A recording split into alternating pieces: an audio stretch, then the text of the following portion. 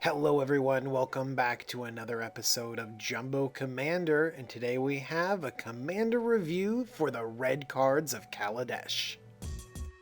Now if you're looking forward to seeing more about Pia Nalar and Chandra Torch of Defiance, please go ahead and click on the cards to see individual videos about all of the legendary creatures found in Kaladesh and all of the planeswalkers found in Kaladesh.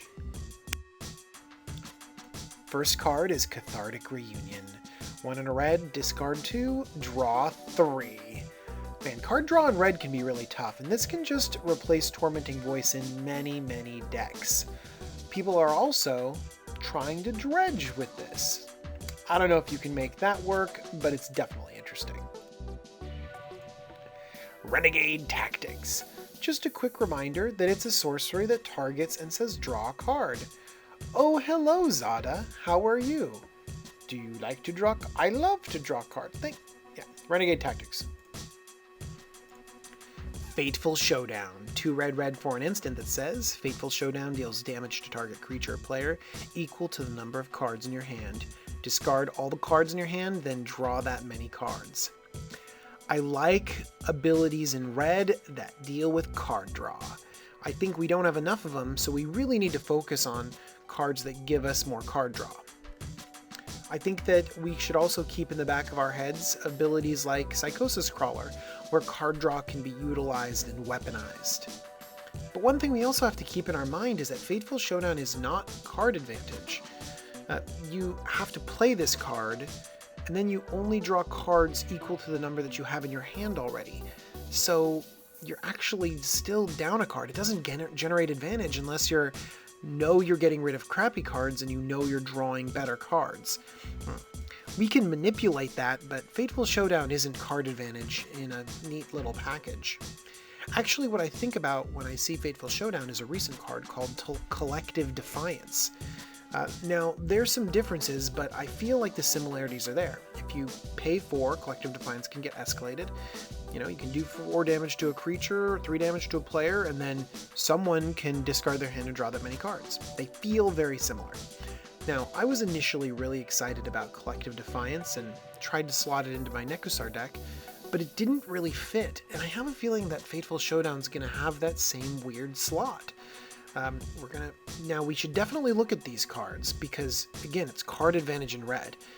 But if you didn't find a spot for Collective Defiance, I don't know if you're going to find one for Fateful Showdown. They have flexibility in very different ways, but their effect is so similar it's hard for me to separate them in my mind. What I really want to see more from red is effects like Chandra Flamecaller. Notice her 0 ability. Discard all cards in your hand, then draw that many cards plus 1. That's actual card advantage on this Planeswalker. It'd be really cool if Fateful Showdown and Collective Defiance replace themselves with draw that many cards plus 1.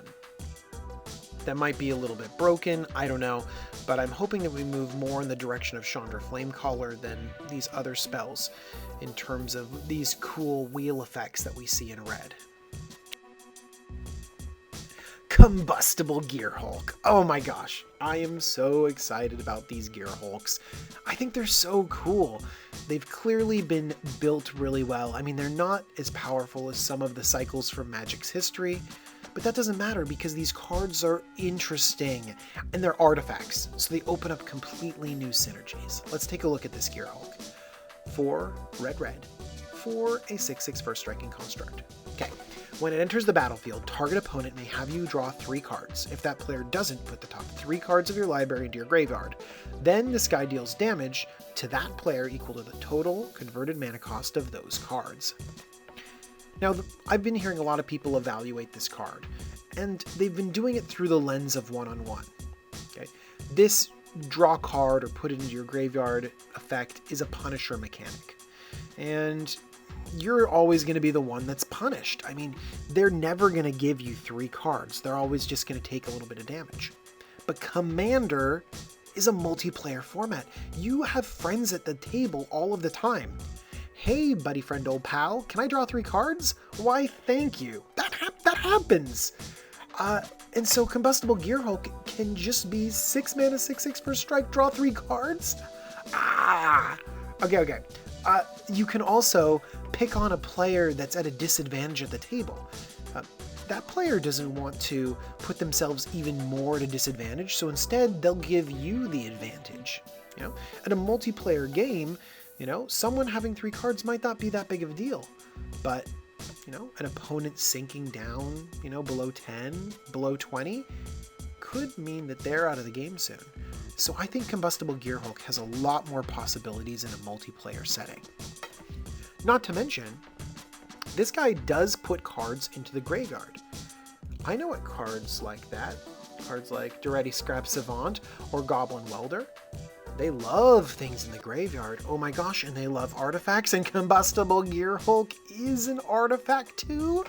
You can just weld this guy in and out, and then sometimes filling up your library even more, or drawing cards. Duretti goes crazy. I love it. What else? Well, one other thing. You can take advantage of a card like this if you have a very high converted mana cost in your deck. I'm thinking Mael, where a lot of your creatures have huge CMCs and you just flip them over. When I was going through and thinking of the highest CMC decks, I was also thinking about Rakdos, Lord of Riots.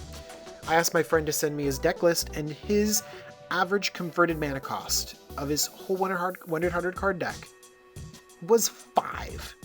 That's huge. That means that on average, Combustible Gearhulk will do 15 to an opponent. I don't know if you know very much about Rakdos Lord of Riots, but it runs a lot of colorless Eldrazi, a lot of really big things because it gives a discount. And Gearhulk can just be crazy in that kind of deck. I personally have a Karthus Tyrant of Jund that's just filled with dragons, and the converted mana cost is kind of stupidly high. But again, like, you can just look at the converted mana cost of your deck, and sometimes your Gearhulk can just spew out damage at an opponent, and it might not be worth it for your opponent to take that much damage. Maybe just remind them, my average converted mana cost is 5. Are you willing to take 15? You're going to be drawing cards all over the place. I'm so stoked for this guy. I'm going to stop talking about it before you guys get bored with me. We have one more card to cover, and it's somehow more interesting than the Combustible Gearhulk, and that's Madcap Experiment. 3 and a red for a sorcery. Reveal cards from the top of your library until you reveal an artifact card. Put that card onto the battlefield. Alright, there's more. There's a downside.